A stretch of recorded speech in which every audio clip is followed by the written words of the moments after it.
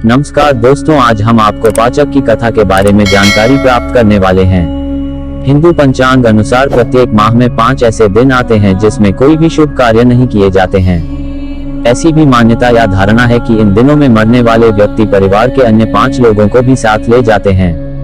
आओ जानते हैं पाचक के 5 रहस्य। नंबर 1, पाचक क्या है? ज्योतिष शास्त्र के अनुसार चंद्र ग्रह का धनिष्ठा नक्षत्र के तृतीय चरण और शतभिषा, पूर्वा भाद्रपद, उत्तरा भाद्रपद तथा रेवती नक्षत्र के चारों चरणों में भ्रमण काल पंचक काल कहलाता है। इस तरह चंद्र ग्रह का कुंभ और मीन राशि में भ्रमण पंचकों को जन्म देता है। पाचक के नक्षत्रों का प्रभाव। 1, धनिष्ठा नक्षत्र में अग्नि का भय रहता है। 2, शतभिषा नक्षत्र में कलह होने की संभावना रहती है। 3, पूर्वा भाद्रपद नक्षत्र में रोग बढ़ने की संभावना रहती है। 4, उत्तरा भाद्रपद में धन के रूप में दंड होता है। 5, रेवती नक्षत्र में धन हानि की संभावना रहती है। नंबर 2, पाचक में नहीं करते हैं ये 5 कार्य। अग्नि चौरभयम रोगो राजपीड़ा धनक्षते संग्रहित ऋण काष्ठाना कृते वस्वादि पंचके मुहूर्त चिंतामणि। अर्थात पाचक में तिनकों और काष्ठों के संग्रह से अग्नि भय, चोर भय, रोग भय, राजभय एवं धनहानि संभव है।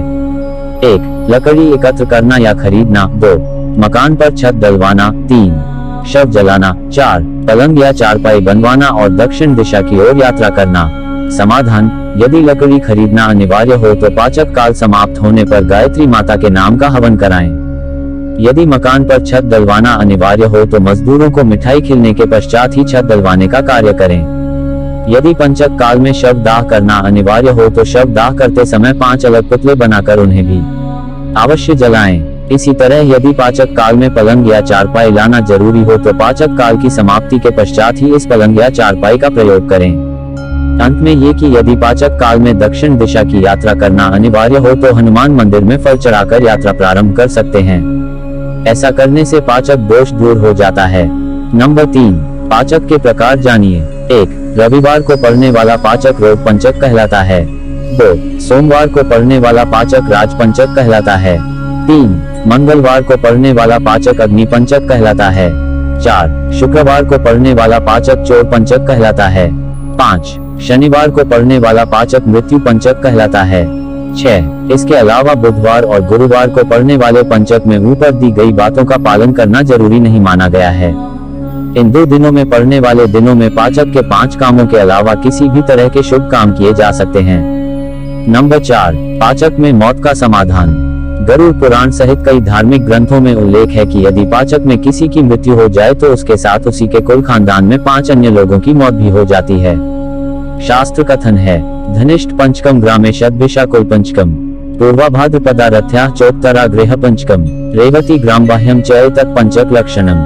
आचार्यों के अनुसार धनिष्ठा से रेवती पर्यंत इन 5 नक्षत्रों की क्रमशः 5 श्रेणियां हैं: ग्राम पाचक, कुल पाचक, रथ्या पाचक, गृह पाचक एवं ग्राम बाह्य पाचक। ऐसी मान्यता है कि यदि धनिष्ठा में जन्म मरण हो तो उस गांव नगर में 5 और जन्म मरण होता है। शतभिषा में हो तो उसी कुल में, पूर्वा में हो तो उसी मोहल्ले टोले में, उत्तरा में हो तो उसी घर में और रेवती में हो तो दूसरे गांव नगर में 5 बच्चों का जन्म एवं 5 लोगों की मृत्यु संभव है। 1, लकड़ी एकत्र करना या खरीदना। 2, मकान पर छत डलवाना। 3, शव जलाना। 4, पलंग या चारपाई बनवाना और दक्षिण दिशा की ओर यात्रा करना। समाधान: यदि लकड़ी खरीदना अनिवार्य हो तो पाचक काल समाप्त होने पर गायत्री माता के नाम का हवन कराएं। यदि मकान पर छत डलवाना अनिवार्य हो तो मजदूरों को मिठाई खिलाने के पश्चात ही छत डलवाने का कार्य करें। यदि पाचक काल में शव दाह करना अनिवार्य हो तो शव दाह करते समय 5 अलग पुतले बनाकर उन्हें भी अवश्य जलाएं। इसी तरह यदि पाचक काल में पलंग या चारपाई लाना जरूरी हो तो पाचक काल की समाप्ति के पश्चात ही इस पलंग या चारपाई का प्रयोग करें। अंत में ये कि यदि पाचक काल में दक्षिण दिशा की यात्रा करना अनिवार्य हो तो हनुमान मंदिर में फल चढ़ाकर यात्रा प्रारंभ कर सकते हैं। ऐसा करने से पाचक दोष दूर हो जाता है। मान्यता अनुसार किसी नक्षत्र में किसी एक के जन्म से घर आदि में 5 बच्चों का जन्म तथा किसी एक व्यक्ति की मृत्यु होने पर 5 लोगों की मृत्यु होती है। मरने का कोई समय नहीं होता। ऐसे में 5 लोगों का मरना कुछ हद तक संभव है, परंतु उत्तरा भाद्रपदा को गृह पंचक माना गया है और प्रश्न है कि किसी घर की 5 औरतें गर्भवती होंगी तभी तो 5 बच्चों का जन्म संभव है। पाचक में जन्म मरण और 5 का सूचक है।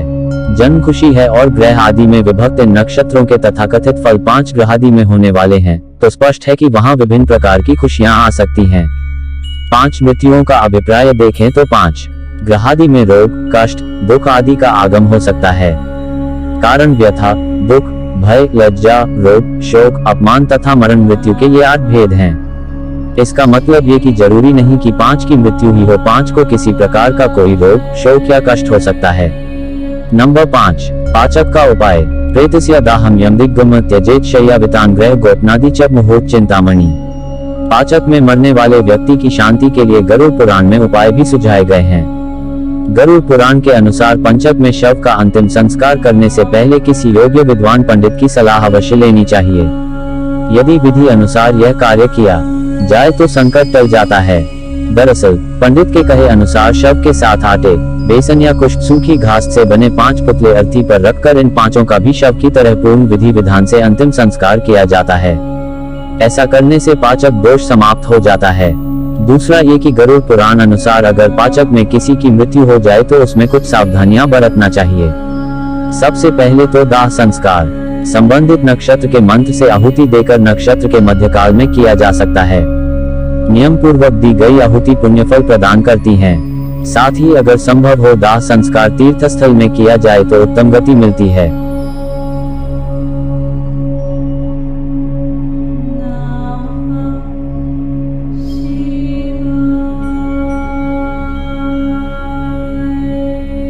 लाइक एंड सब्सक्राइब और शेयर करें ज्ञान चर्चा YouTube channel. Thank you for watching video.